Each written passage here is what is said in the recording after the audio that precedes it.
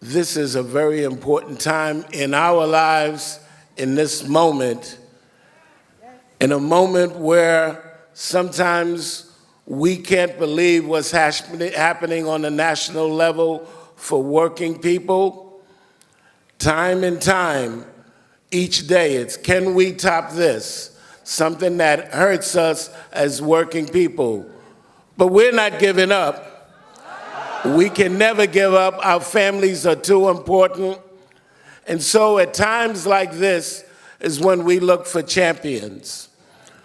We look for people who have the courage and the commitment to do what is right, who don't forget where they come from, who believe that this promise of this country was not reserved for the rich, but for all people in this country. We welcome the idea of diversity. We know that we are all Native Americans, no matter how we got here. We are all immigrants. No matter how we got here, unless we are Native American. And so I don't remember when the founding fathers developed the Constitution that they put a time limit on it or an expiration or a maximum. And we as working people, all we want to do is to be able to take care of our families.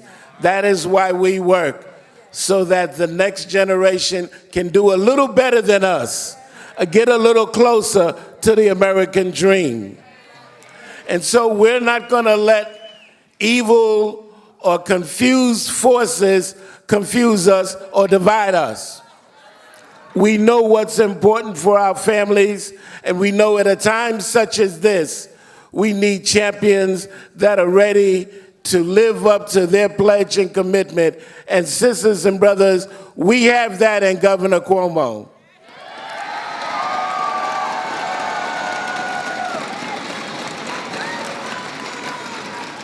I would be here much longer than we have if I were to tell you all of the many things that he's done to prove that he stands by working people. But let's just begin with a minimum wage. Standing up when others didn't have the right or the courage to stand up. He stood up for right. It was controversial. He did what was right. Let's talk about marriage equality. Let's talk about all of the things that you would want a governor to do. And then he has the awful challenge now of running this state, keeping up the good progress that he's done because of the terrible tax laws and laws that have been passed by the Washington, D.C. administration to punish states like New York. Well, we want him to know that he has our back because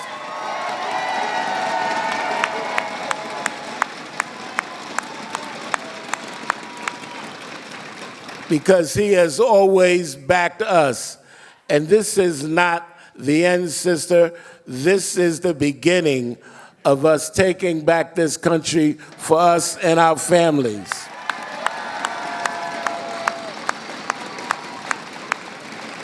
And so, to the public and to those who are listening, on behalf of the Executive Council of 1199, the largest local union in the United States, 450,000 members,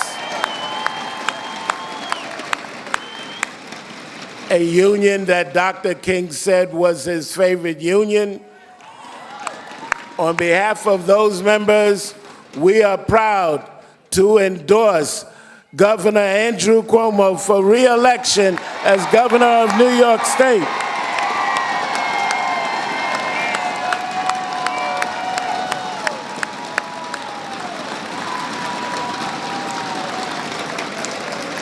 Sisters and brothers, Governor Cuomo. Thank you so much. Thank you. Is 1199 in the house today? I can't hear you. Is this working? Is this mic on? Is 1199 in the house today?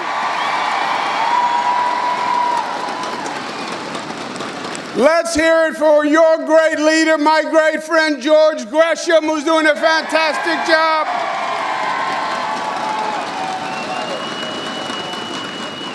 He is the best. Please take a seat, take a seat. You're getting me nervous, all this energy. Today is a very, very special day for me.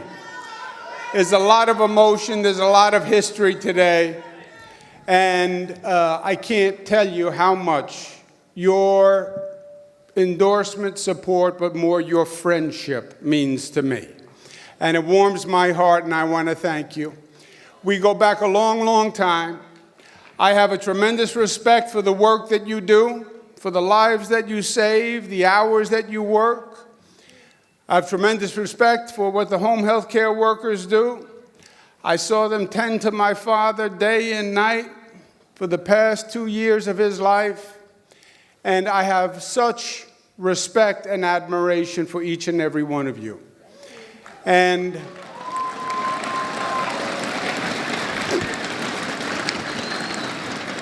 this year, I turned the big 6-0 this year. Now, a lot of people tell me I look younger, but they all have my name on the bottom of their check. But I think I have 6-0. There's nothing good about turning 60, nothing. They say, well, it's the new 50. 50 stinks too. Only thing you have at 60 is it's better than the alternative. That's all you have. But I was young once. When I was 22 years old, I was working with a gentleman whose name was Mario Cuomo. I was his campaign manager.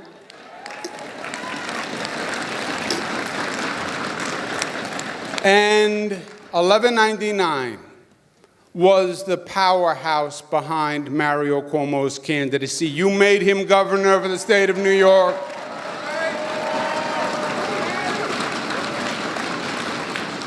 And you started a whole political movement. 1199 became the strongest political force in the state of New York, and you still are.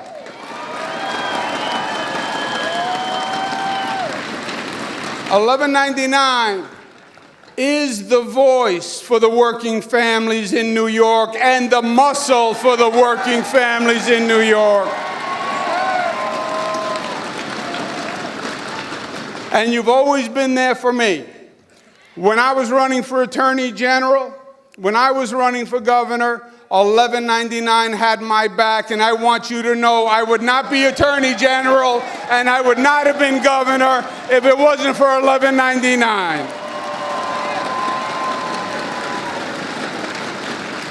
And the best way I can say thank you is by making you proud of the service we've brought to this state, and I hope you're proud of what we've done and how I've represented you. Now, as Brother George said, these are frightening times that we're living in. I was talking to a young woman the other day, and she said, I don't even recognize my country anymore. And I think all of us feel that way. You're looking at ugly, unprecedented actions. And we see them as individual episodes. Last week, the shooting in Florida, as horrendous as anything we've seen. A few weeks before that, the white supremacists marched in Charlottesville. We have more KKK events in this state than we've had in decades. We saw the abandonment of our brothers and sisters in Puerto Rico when the federal government was supposed to be there for them, and many of them are still without power.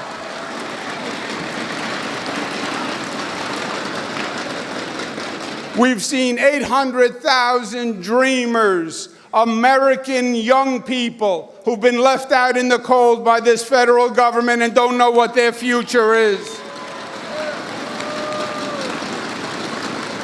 We saw a federal government that did a tax cut to the rich and they abandoned the middle class. We've seen a lack of trust in our criminal justice system. Now, you can see these as individual events, but I think they are dots on a board, and there's a line that connects them. And they are all interconnected. And when you draw the line that connects those dots, it shows you America as we know it deteriorating, democracy degenerating, the sense of community demoralized. That's where you see this country going. These are not isolated events. And it's a time that tests good people.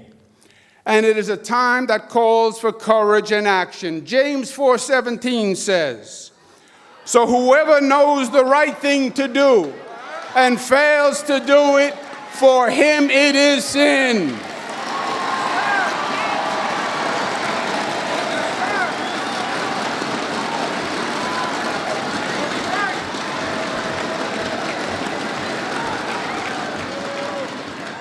Dr. Martin Luther King said, "The ultimate measure of a man is not where he stands in moment of comfort and convenience, but where he stands at times of challenge and controversy." And my friends, today is a time of challenge and controversy.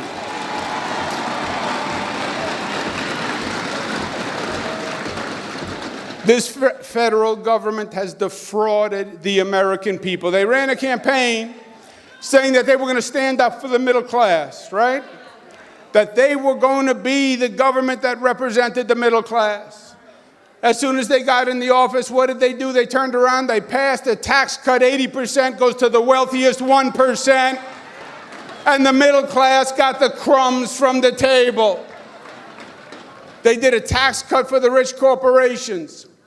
And they said, well, maybe those corporations will give the tax cut to the workers in terms of higher wages.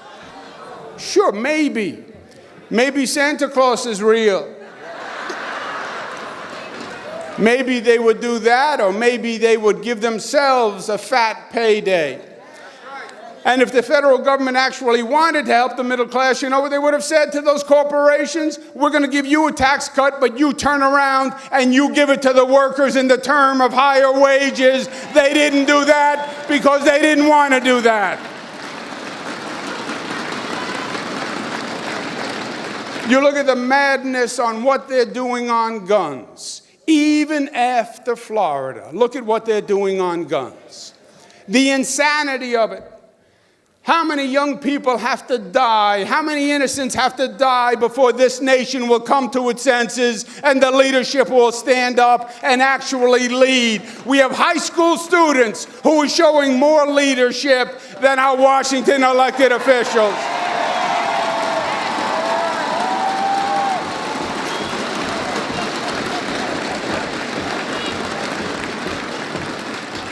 They're afraid of the issue. This is not an issue of guns. It's a mental health issue. It's an issue of mentally ill people having access to guns. That's the issue. We did something different in this state. Common sense. Common sense. Before a person has the right to buy a gun, you have background checks. Wherever they go to buy it from, you have background checks. And we put together a database of mentally ill people who should not be allowed to buy a gun. Today we have 77,000 people on that list who, if we hadn't passed the law, they would have been allowed to go in and buy a gun. It is common sense, and that's what we need Washington to do. And too many of them have sold their soul and their conscience to the NRA.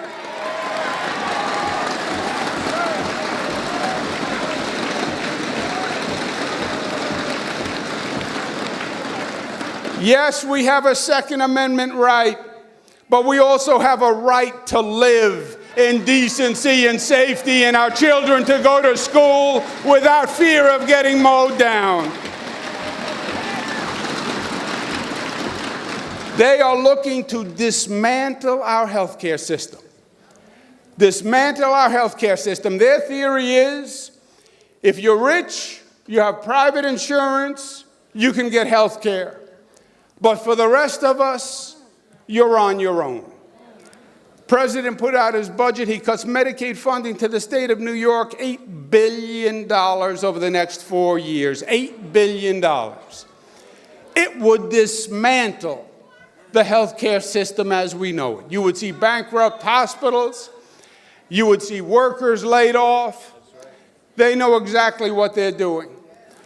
We have a different belief in the state of New York. We believe health care is a human right, and we have the best health care system in the world. We invested in it, and we have the best workforce in the world, and we're going to keep it, and we're going to invest in it. They've been trampling individual rights. As soon as they got elected, they went after the LGBTQ community. And now, in the face of the revelations about the sexual harassment of women, their silence has been deafening.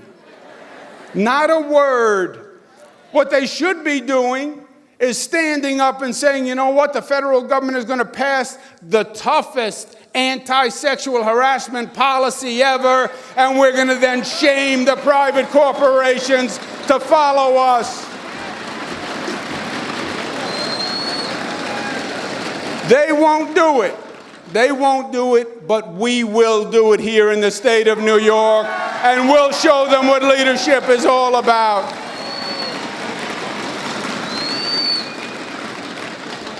The integrity of the basic democratic system of voting is now being challenged by what they're revealing about the Russia hacking situation.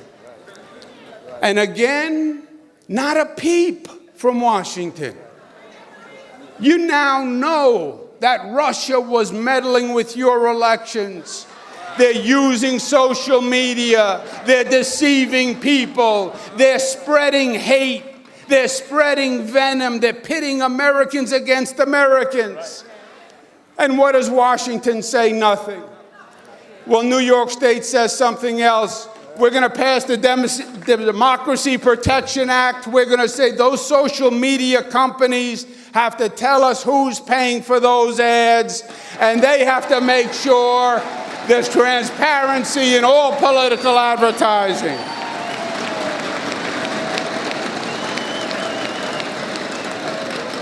This administration is doing everything they can to end labor unions as we know it. They have a case now in the Supreme Court, the Janus case. You know why? Because unions level the bargaining table between corporate management and the worker. And they want to do away with unions because they want to put the benefit on the side of corporate management, and we're not going to let that happen.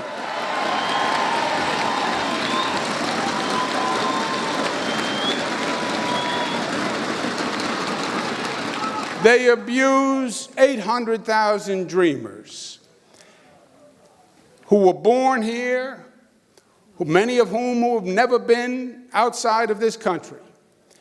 And look at what they did. The president came in and unilaterally ended President Obama's executive order protecting the dreamers. And he now created a crisis where the dreamers could be deported. He then went to Congress and said, well, you want to protect the dreamers? I'm going to extort you to pass my bill to protect the dreamers. He created the crisis by rescinding the executive order, and then he's going to force the Congress to accept his budget deal to give the protections back to the dreamers. Now, it's not that he's anti-dreamer. It's worse. This is an anti-immigrant administration. It has been from day one.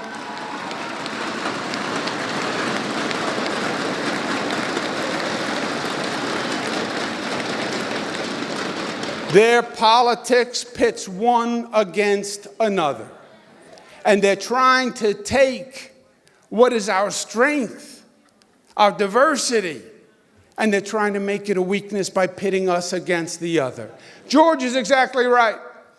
Unless you're from the Sioux, the Navajo, the Comanche tribe, then you're all immigrants. How fast they forget.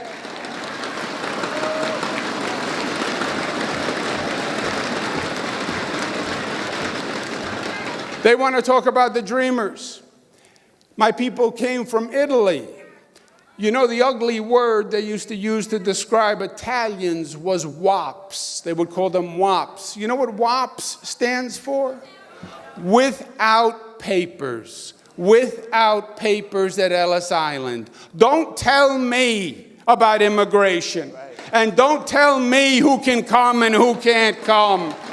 That's not what America's all about.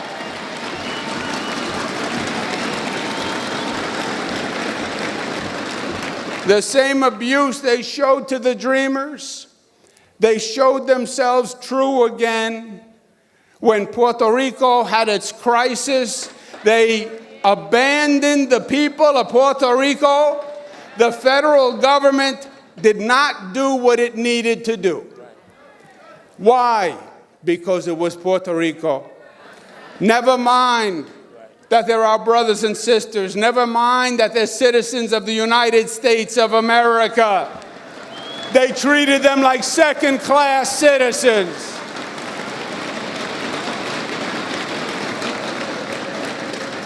They have to be stopped, and New York is the state to stop them. Because New York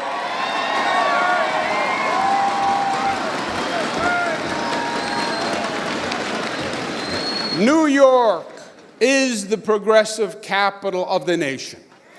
And you look back at history, whenever there was a social movement, a social revolution, a social justice movement, it started in New York. The workers' rights movement started in New York at the Triangle Shirtwaist Factory fire. The women's rights movement started at Seneca Falls right here in New York. The civil rights movement was started right here when the NAACP was born.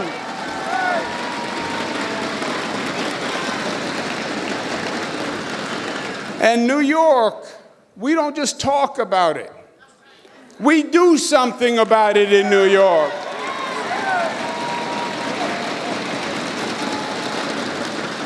When you get to the pearly gates, our good Lord doesn't ask what you talked about doing. He asks what you accomplished. It's about the results.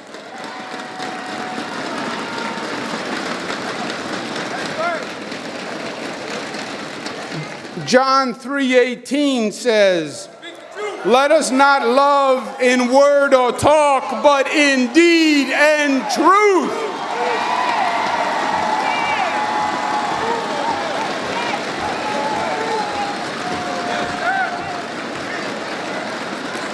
Now, when George and I get to the pearly gates, and the good Lord starts to ask us questions, we're going to take out our list of results. That's right. And when the good Lord says, well, what did you do when you were down there to make this place a better place? I'm going to look at George. And I'm going to say, Reverend Richardson told me he called in advance. But George is going to be able to say, we stood and we partnered together and we made New York the progressive capital. We passed $15 minimum wage to change people's lives. We passed the paid family leave program. We have the highest MWBE goal in the United States of America. We passed the Excelsior Scholarship Program so every young person can go to college. We passed the SAFE Act and real gun control. We closed more prisons than any other administration in history. We passed the first special prosecutor law. We fully funded our health care system. for the federal cuts. We stepped in for Puerto Rico when no one else did.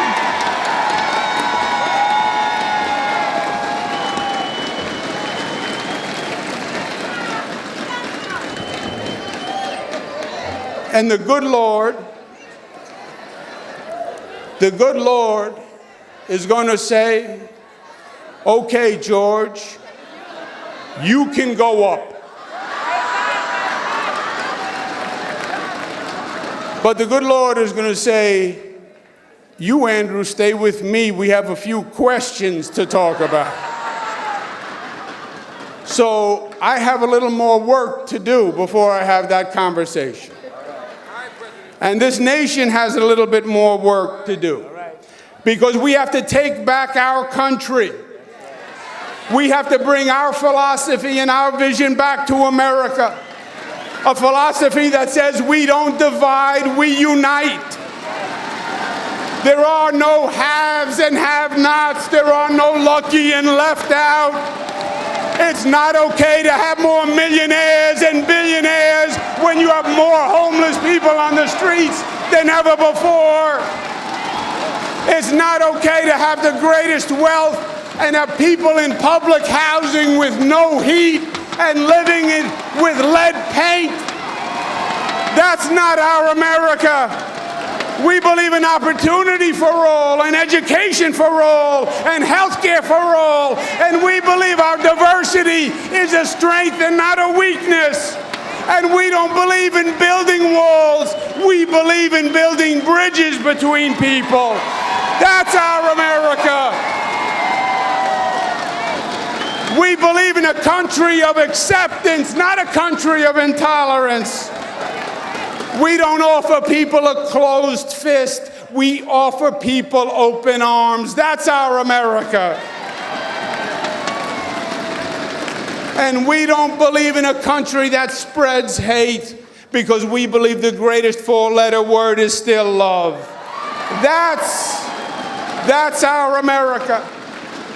And that's what we're going to do this November.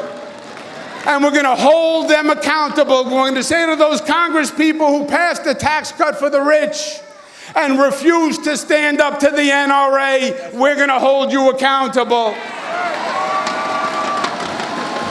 We're going to say to those state senators who refuse to pass voting rights, we're going to hold you accountable. We're going to say to Mr. Trump, we're going to hold you accountable for what you've done to our country.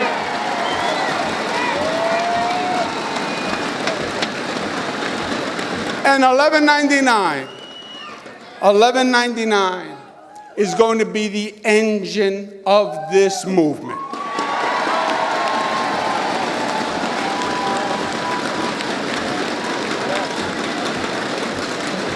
We have righteousness on our side. We have the best of American tradition on our side. And nobody mobilizes and nobody organizes like 1199.